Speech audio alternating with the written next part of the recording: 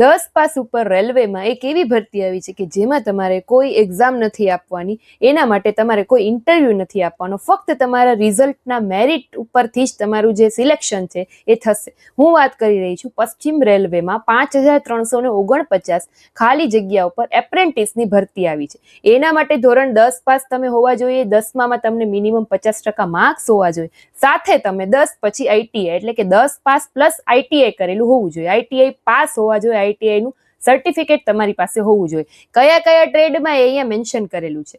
હવે એના માટેના ફોર્મ ભરવાની શરૂઆત 21 ફેબ્રુઆરી 2026 થી થઈ ગઈ છે.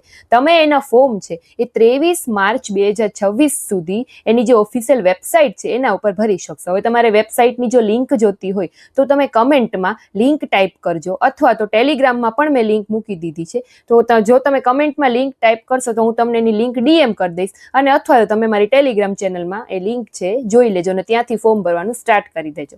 હવે મેં જેમ કીધું એમ કે આમાં કોઈ એક્ઝામ નથી દેવાની, તમારું જે 10માનું આઈટીઆઈનું જે રિઝલ્ટ હશે એના ઉપરથી મેરિટ બનશે.